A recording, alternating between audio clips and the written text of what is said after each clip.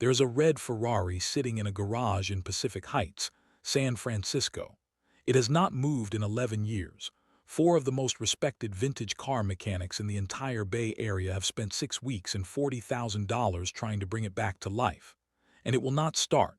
Not a rumble. Not a cough. Nothing but silence and a clicking sound that no one, not the specialists, not the consultants, not the retired Ferrari expert flown in from Monterey, can explain. The birthday is in 12 days. The old man is running out of time. And on a quiet Saturday morning, a 32-year-old man walks into that garage carrying one hammer. He does not plug in a diagnostic machine. He does not open a manual. He does not make a single phone call. He stands in front of that car for 4 minutes and listens. And then he taps it once in one specific place with one specific force. The Ferrari starts, not sputters. Starts. Clean and full and alive, like it had been waiting for exactly this moment, for exactly this person. The mechanics will spend weeks arguing about how it happened, but the answer was never in the engine. The answer was in a secret that had been sitting in that garage for 20 years, and in a family that the world had never thought to ask. Before we go any deeper into this story, let us know in the comments where you are watching from. We would love to hear from you. And do not forget to hit that subscribe button so you never miss any of our upcoming videos. San Francisco is a city that tells two stories at the same time. One story is told in glass and steel and venture capital and wine bars on Fillmore Street. It is the story the city likes to tell about itself: progressive, brilliant, innovative, the place where the future is built. The other story is quieter. It is told in the early morning before the fog clears, when the people who keep the city running are already on the road. The gardeners, the building managers, the mechanics who work on other people's beautiful cars and then drive home in something ordinary. This is the story of what happens when those two San Franciscos collide, not violently, but quietly over a Ferrari, a hammer, a birthday, and a secret that should have been shared 19 years ago. And here are the questions that this story will answer.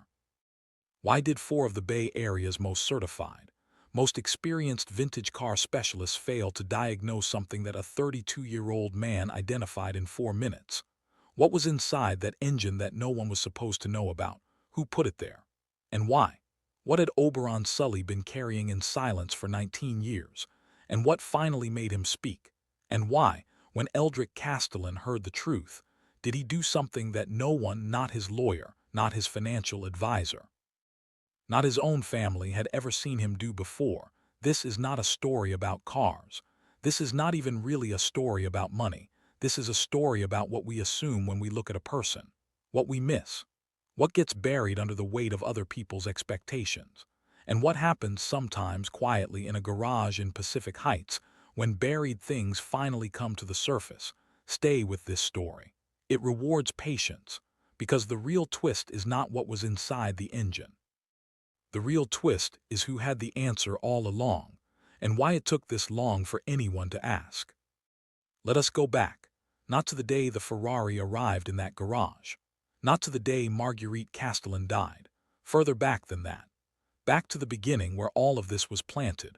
Oberon Sully was born in Valdosta, Georgia in 1962, the same year that Ferrari rolled off the line in Maranello, Italy. He was the youngest of 4 children raised by a woman who cleaned houses and a man who fixed everything that broke: refrigerators, screen doors, truck engines, anything. His father, Roscoe Sully, believed with his whole body that there was dignity in understanding how things work. He used to say that a man who can fix what is broken is a man who can never be made fully helpless.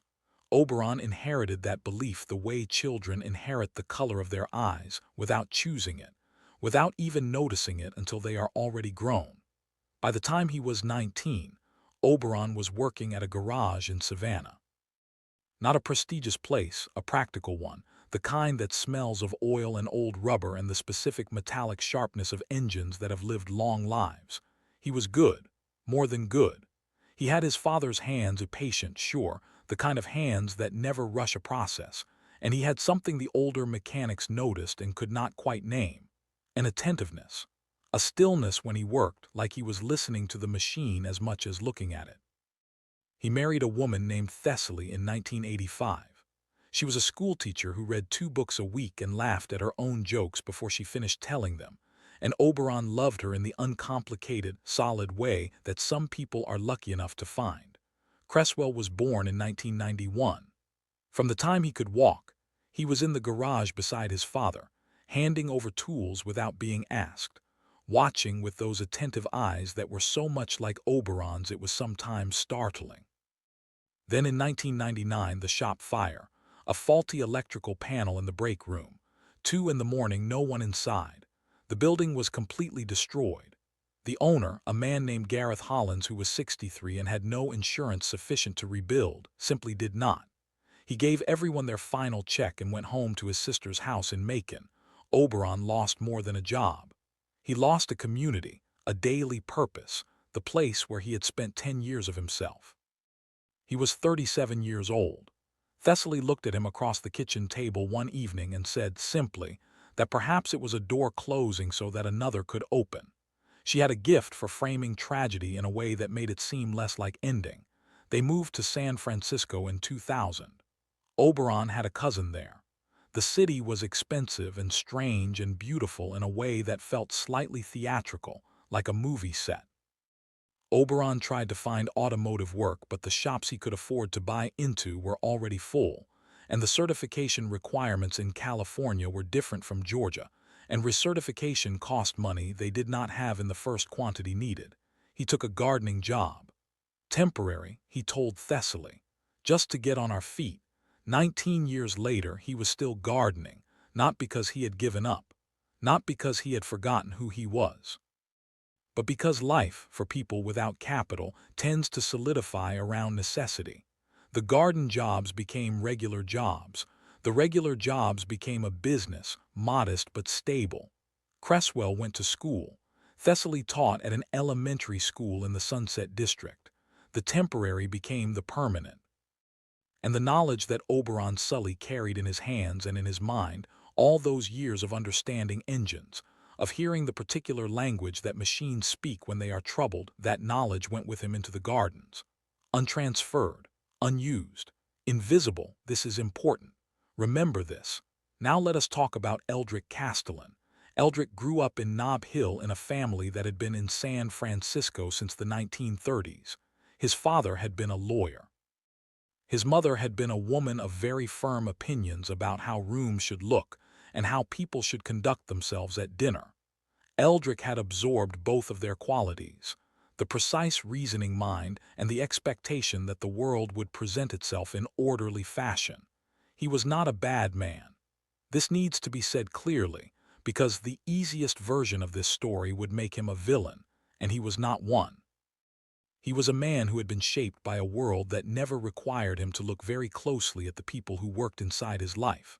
Not out of contempt, out of something subtler and in some ways harder to address. Out of a habit of category. The gardener was the gardener. The mechanic was the mechanic. The lawyer was the lawyer.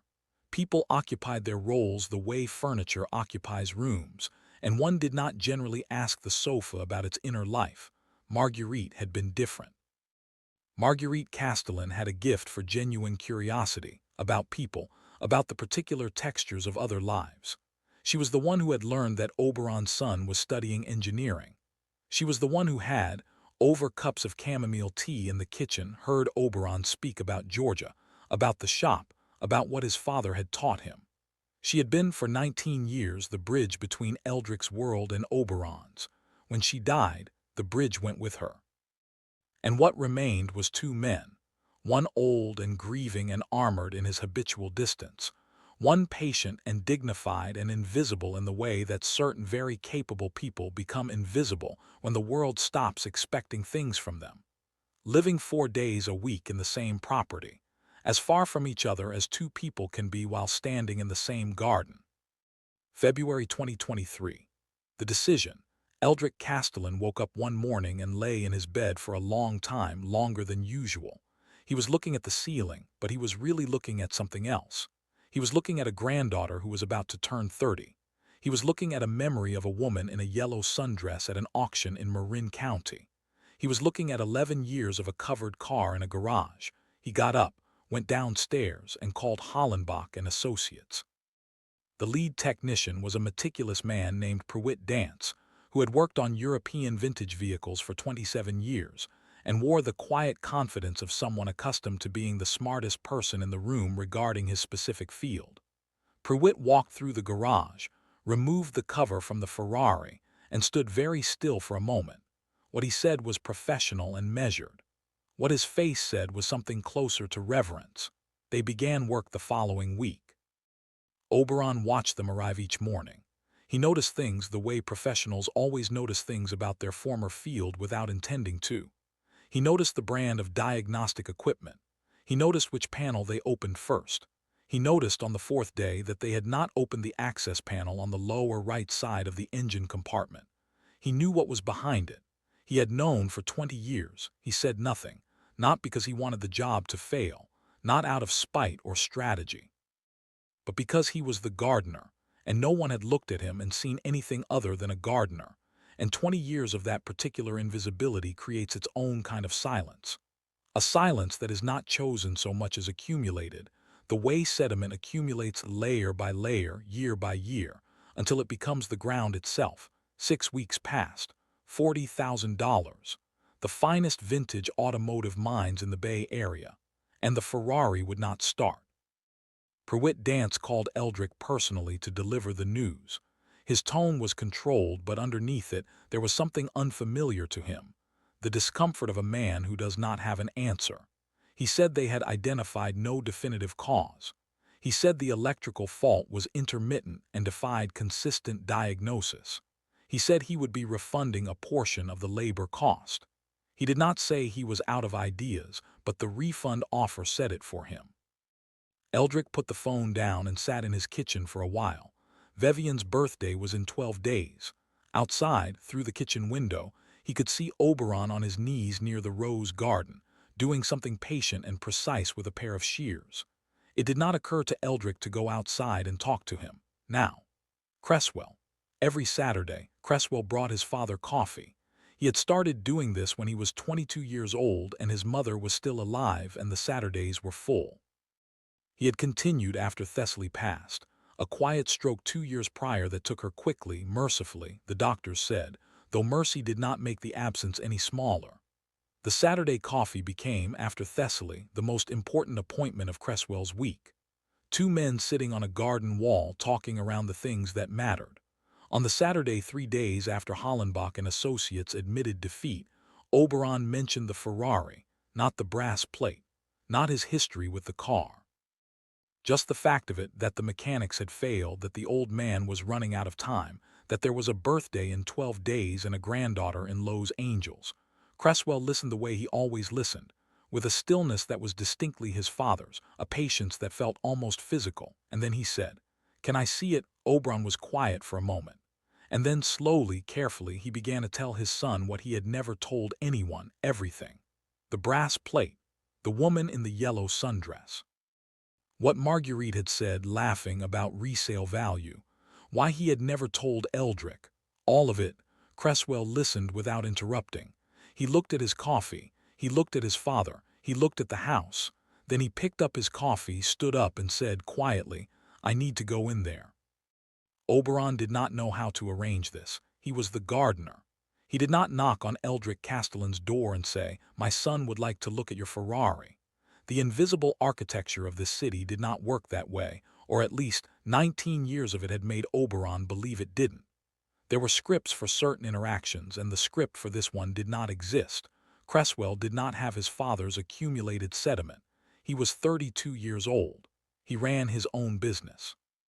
He had learned from watching his father's dignity that dignity was not the same as deference, and he had also learned, at some cost, over some years, that doors do not open for people who wait to be invited. He walked around to the front of the house and knocked. Eldrick answered the door with the expression of a man who is not accustomed to unexpected visitors on Saturday mornings. He looked at Cresswell, a tall young black man he did not recognize, in clean jeans and a gray jacket, holding a coffee cup, with the careful blankness of someone running through categories. Cresswell said, My name is Cresswell Sully. My father has kept your garden for 19 years. I work with vintage vehicles. I heard about the Ferrari. I would like to take a look at it if you're willing." Eldrick looked at him for a long moment. Then he looked past him, toward the garden, where Oberon was working with his shears. Something moved across Eldrick's face. "Something complicated and not entirely comfortable," he said. "What makes you think you can find what 4 certified specialists couldn't?" And Cresswell said something then that was not arrogant, but was very certain. "Because I know something about that car that they didn't." Another silence. Eldrick stepped back from the door in the garage. Cresswell did not touch anything immediately. He walked the perimeter of the car slowly. He crouched and looked underneath. He stood at the front and looked at the engine from a slight distance. He was listening. This is difficult to explain to someone who has never experienced it. The way certain people can stand in proximity to a machine and receive information from it through something other than instruments. It is not mystical. It is pattern recognition so deep and so practiced that it no longer feels like thinking. It feels like knowing. Cresswell had been in garages since before he could read. He had grown up hearing his father talk about engines the way other fathers talked about sports. He had spent 3 years of his adult professional life working exclusively on vintage European vehicles before moving into broader consulting. He had logged more hours with cars of this era and this type than most of the Hollenbach technicians, just differently, in less prestigious spaces, in less visible ways. He was quiet for 4 minutes. Then he went to his truck, which was parked on Broderick Street, and came back with his toolbox. He opened the lower right access panel, the one the Hollenbach team had not opened. And there it was, a small brass plate, no larger than a playing card, inscribed with the initials MC and the date August 14, 2003. Shifted over 20 years of stillness into a position where it made intermittent contact with a ground wire. A fault so subtle and so inconsistent that digital diagnostic systems, looking for reproducible patterns, had simply circled around it without finding it. Eldrick was standing behind him. Cresswell showed him the plate without touching it. He explained clearly, technically, without drama, exactly what had happened and why. Then he took his hammer. He had a specific hammer in his kit, a machinist's hammer, lighter than a standard one, with a particular balance that allowed for very controlled, very precise strikes. His father had given it to him when he started his business. It had been Roscoe Sully's, Oberon's father's, brought up from Georgia. He identified the point of contact. He calculated the angle. He struck once. The sound was not dramatic. A light, clear tap. He replaced the panel. He stood up.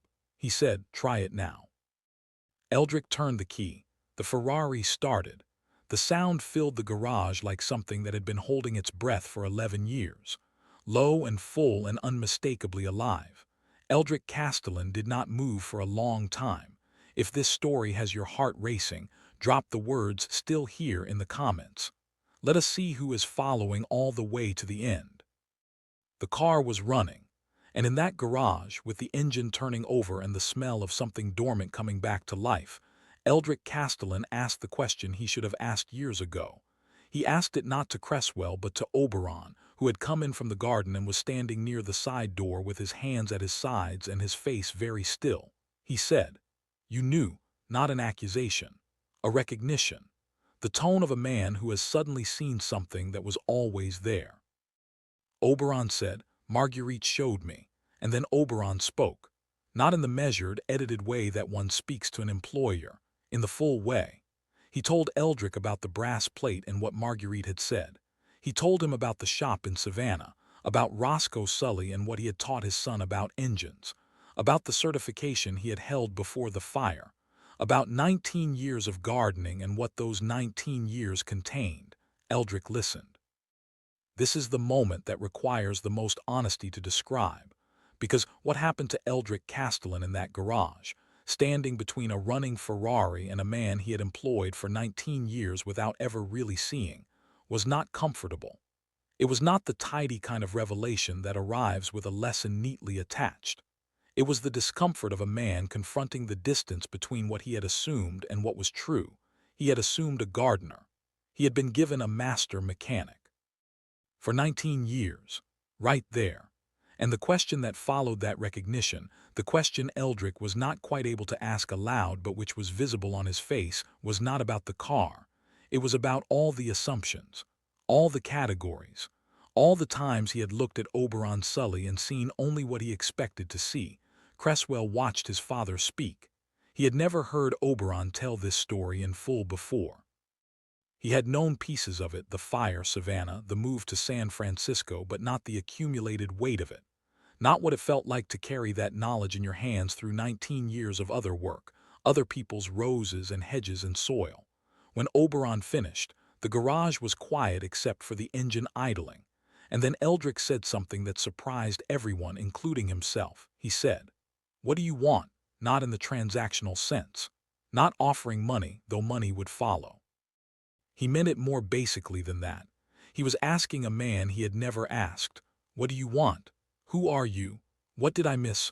Oberon looked at his son, Cresswell looked at his father, and then Oberon said the truest thing. "I want what I always wanted. I wanted someone to ask." Eldrick Castellan drove that Ferrari down Highway 1 to Los Angeles on a Tuesday morning in April. He drove it alone, the way Marguerite had always wanted them to. The Pacific on his right and the hills on his left, and the engine speaking its low, continuous language beneath him. He had not driven for pleasure in years. He had forgotten what it felt like to move without an appointment ahead of him. He cried somewhere around Big Sur. He did not plan to. He was not a man who cried regularly or voluntarily. But something about the road and the car and what had happened in the garage cracked something open that had been sealed since Marguerite. And the tears came the way suppressed things always come, suddenly, fully, without warning. He thought about her showing Oberon the plate. He thought about what that said about who she was, the ease with which she had crossed the distances he had always maintained, the naturalness of her curiosity about other people.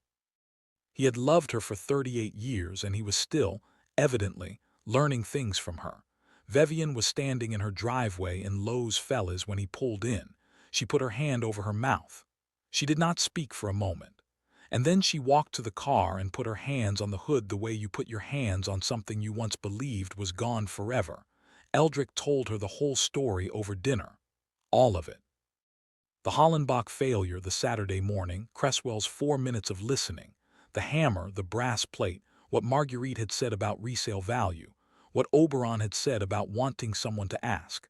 Vivian listened in the way her grandmother had listened, with full attention, with real interest, with her eyes doing the kind of focused work that meant she was not just hearing but understanding.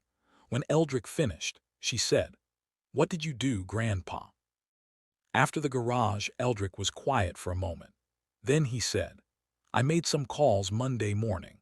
What he had done on Monday morning was this. He had called his attorney and begun the paperwork to establish a fund, modest but real, to cover the cost of Cresswell's California automotive certification expansion and the reclassification of his business to include vintage European vehicles, which would open significantly larger contracts. He had also called a contact at a restoration museum in Marin County that he had donated to for years and arranged an introduction. He had also, before any of that, gone to the garden where Oberon was working and said, simply and without preamble, the 2 words he should have said 19 years ago and had simply never thought to. He said, "Tell me." And Oberon Sully, on his knees near the Rose Garden at 2247 Broderick Street, put down his shears and looked up at the old man, and began. Oberon Sully spent 19 years in a garden, carrying knowledge that no one had thought to ask him for, not because he hid it, not because he chose to remain invisible, but because the world we build, the categories we create, the assumptions we make about what people know and who they are based on what they do, can bury a person's full truth under the weight of its own expectations. It took a broken Ferrari, a birthday, a brass plate, a single hammer, and a son who had inherited his grandfather's hands and his father's patience to break through 19 years of silence. And the question that this story leaves behind is not about cars or money or San Francisco. The question is this: who are the people in your life that you have never thought to ask? The person who cuts your hair, the woman who delivers your packages, the man who fixes your roof. The gardener who kneels in your garden every Tuesday and Friday. What do they know that you have never thought to wonder about? What stories are sitting inside people you see every day? Not because they are hidden, but because no one has said the words that open them. Tell me in the comments what you would have done if you were Eldrick Castellan standing in that garage. Would you have gone to Oberon sooner? Would you have knocked on that door at all? And tell me this. Do you believe the world misses more genius than it finds? Not because the genius isn't there, but because we have already decided where to look for it. Because Cresswell Sully knew what the Ferrari needed in 4 minutes. He had always known. The only thing that changed was that someone finally let him into the garage. If this story moved something in you, share it with someone who needs to hear it today. Subscribe for more stories like this one, stories that are not just about what happened, but about what it means. We will be back soon with a story just as deep, just as human, and just as full of the kind of truth that stays with you long after the video.